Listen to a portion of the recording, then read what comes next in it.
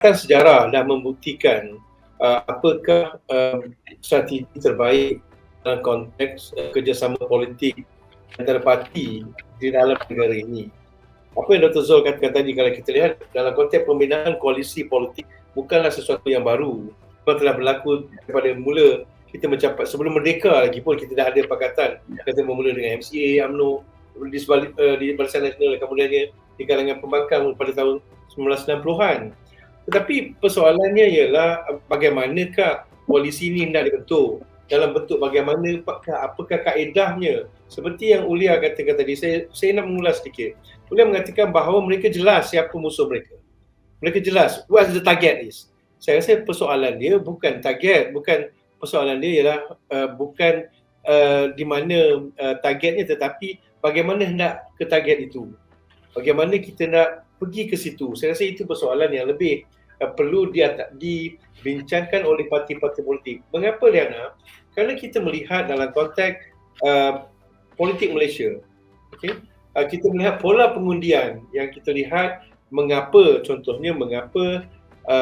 berlakunya satu swing yang besar di kalangan masyarakat Melayu terutamanya pada pilihan raya ke-14 kerana berlakunya koalisi di antara parti-parti ketika itu. Itu yang berikan keyakinan. Jika tadi Ulia mengatakan episod lepas, sebenarnya pada 2018 itu dengan berlakunya bersatu ketiga itu, Amanah, DAP, PKR telah berjaya membina satu blok keyakinan kepada pengundi-pengundi, terutamanya pengundi-pengundi Melayu, bahawa mereka boleh menjadi alternatif kepada Barisan Nasional. Dan itu berjaya dibuktikan dalam konteks 2018. Persoalannya, ia merupakan sesuatu, nampaknya satu strategi yang berjaya. Yang kita lihat, itu yang dilihat oleh pengundi. Dapatan kami setakat ini di Ilham, contohnya, rata-rata apabila kami melakukan penyelidikan, kebanyakan apa yang kami daripada survey menunjukkan bahawa kebanyakan pengundi akan melihat siapakah yang akan bekerjasama dengan siapa. Maknanya koalisi mana yang mereka rasa mereka boleh pergi. Ramai yang mengatakan basically kalau sebuah parti itu go solo dan sebagainya, mereka amat sukar untuk mendapatkan sokongan dalam ketika ini. Mengapa? Kerana saya lihat dalam konteks, kalau kita kecilkan lagi perkara itu dalam konteks politik Melayu, kita melihat bagaimana politik Melayu itu sendiri telah berencam sifat dia, pelbagai. Jadi kita memahami kewujudan pelbagai parti. Kita ada Pejuang, kita ada Warisan selepas ini masuk juga. Kita ada Muda, kita ada Amanah. Bermaksud kepelbagaian itu diterima, tapi bagaimana kepelbagaian itu boleh membentuk satu gagasan. Itu saya rasa cabaran yang mesti dilihat oleh parti-parti politik. Mengapa?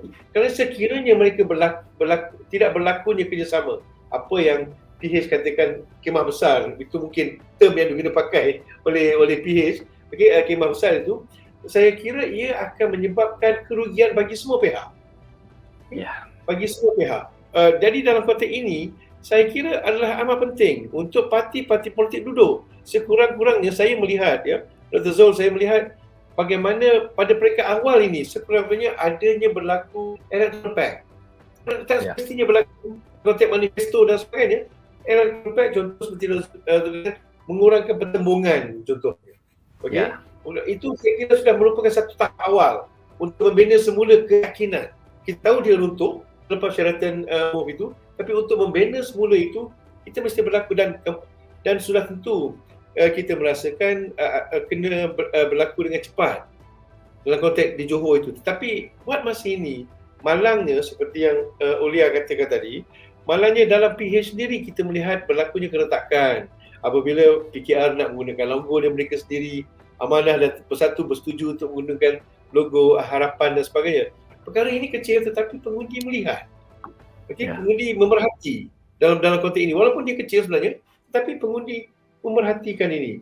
Jadi segmen-segmen begini, perkara-perkara begini jangan diambil ringan oleh parti-parti politik. Saya kira pengundi hari ini dalam kepelbagaian ini, dalam era kita ketika ini, akan bukan saja menganalisa tapi akan memberikan hukuman dengan sangat cepat kepada parti-parti politik. Jadi saya kira strateginya ialah bagaimana mereka boleh mengaut keuntungan bagi parti politik. Saya kira bagaimana mereka boleh mendapat keuntungan lapanya daripada kerjasama dengan yang lain. Saya kira itu dan sudah tentu sebagai sebuah parti politik, kita memahami parti politik itu mempunyai prinsipnya. Seperti Ulia katakan tadi, berjuang mempunyai prinsipnya. Maknanya kerjasama jangan sampai mengenai prinsipnya.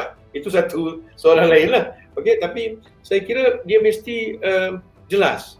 Pengundi mesti jelas, menunjukkan dalam konteks bagaimana kerjasama itu boleh dibina untuk memberikan keyakinan, kepercayaan semula kepada pengundi.